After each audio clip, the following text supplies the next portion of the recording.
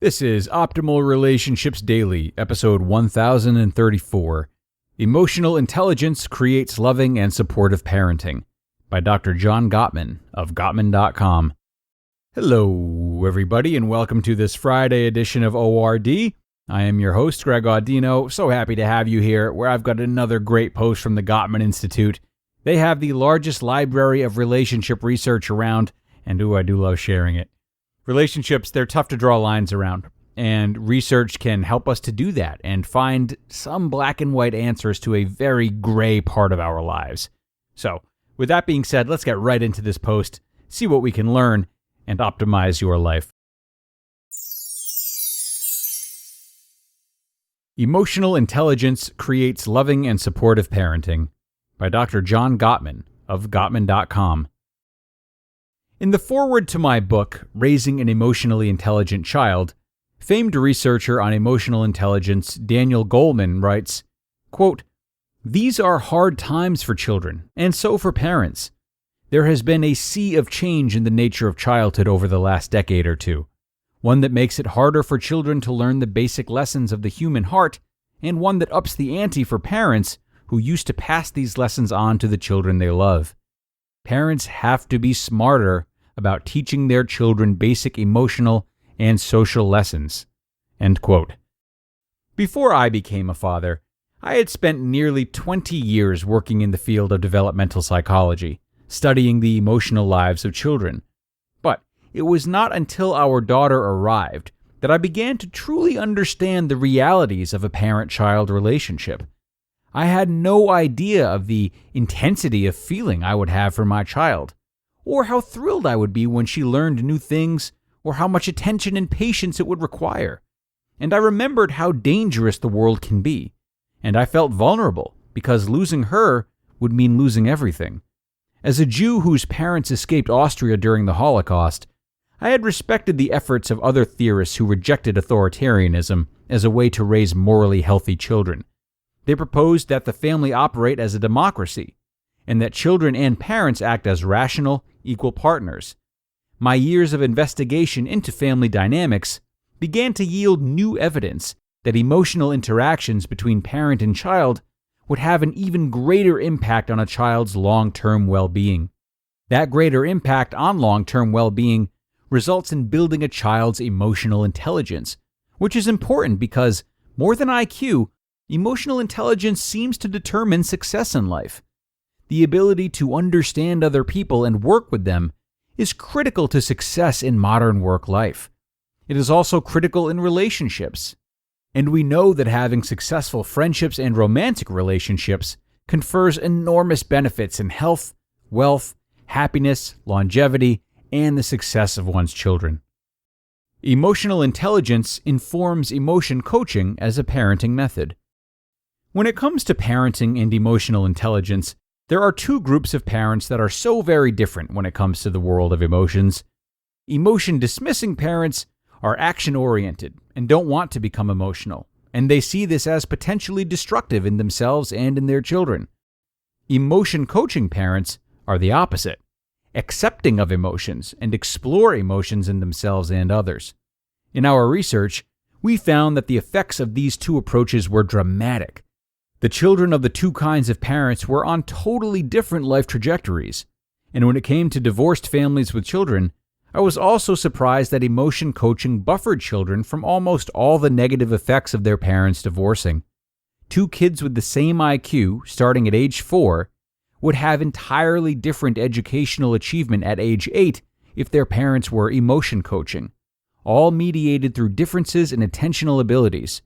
Even more powerful is that these results all appear to be cross-culturally universal. Emotional intelligence in parenting begins with the self. What turns out to be really wonderful about our results is that with emotional intelligence, one needs to begin with oneself. It is important to understand one's own feelings about emotions, and to learn that self-understanding comes from recognizing one's own feelings. Emotions are our internal GPS through life. Opening up our own emotional world and being emotional is where we need to start, and it confers huge gifts. Yet, Being emotional doesn't mean you aren't rational. The two often seem in opposition, emotional reactions versus logical responses. But you can have both. As a parent, you can also be emotional with your child, not abusive, which would be the opposite of emotional intelligence, but emotional. You can be angry, hurt, disappointed, tense, frustrated, and so on. This seems inevitable in parenting. And if you model a positive approach to handling your emotions, your child will likely notice. And you can let your child know that their anger is okay with you, that you can understand their anger. But you can also tell them when they say that they hate you, this really hurts your feelings, and it makes you not want to be around them. Parents do not have to take abuse from their kids. And as part of teaching emotional intelligence, it's okay to let children know when they're being hurtful or abusive too. If you model an emotional yet respectful response to something like, "I hate you," children will pick up on that kind of response. They'll know that what they are saying is actually hurtful. They'll begin to understand how it makes you feel, which can then inform how they emotionally handle other relationships in their lives. When to start with emotion coaching, our program to teach emotional intelligence. Our evidence shows that emotion coaching begins in the way parents interact with their babies. Babies can understand language long before they can talk. As early as 10 months of age, emotion coaching parents are narrating their children's play, asking them questions, communicating empathy, and giving reasons for saying yes or no. This has major consequences for the baby's development, as does a positive relationship between parents. We even have a workshop called Bringing Baby Home that helps couples with the transition to parenthood so that their relationship is strong and models positive emotional behavior for children. But it's also never too late to become an emotion coaching parent. I have had parents start with adult children and say that they have been close to their kids for the very first time, ever. Emotional intelligence is not a static trait. It can be cultivated and learned at any point in life by anyone to their benefit and the benefit of those they interact with. Here's how it can start. One of the most powerful gifts you can give your child is an admission that you made a mistake, and apologizing and asking for forgiveness confers respect to the child. The child learns that it is okay to make a mistake and correct it. The child learns that it is possible to repair interaction. And the child feels that their emotions are respected and that you, instead of being authoritative, are capable of being an emotional equal. Most importantly, the child learns that one can be loved without being perfect. That feeling of unconditional love, of being able to repair negative interactions, of being mindful of your own emotions and those around you, that's a wonderful foundation upon which any child, with their parents' guidance, can build a fulfilling and successful life. You just listened to the post titled, "Emotional Intelligence Creates Loving and Supportive Parenting" by Dr. John Gottman of Gottman.com. Wonderful post from the man himself, Dr. John Gottman, who is arguably the most proficient relationship researcher of all time, certainly of our time. Of course, the lesson he's brought to this article is essential, but not always easy for parents to access, especially if they were raised differently, which is the case for many. So, parents, if you have a hard time integrating this emotional coaching that he discusses in the moment, start by practicing it on your own time and outside of challenging moments with your children.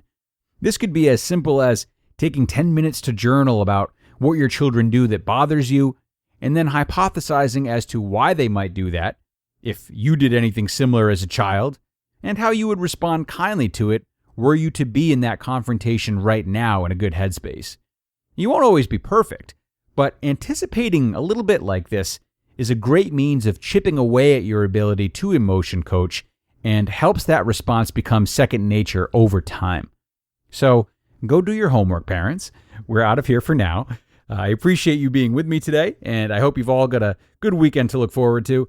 You know I'll be here with you through it, though, so I hope to see you for our Q&A episode tomorrow, where your optimal life awaits.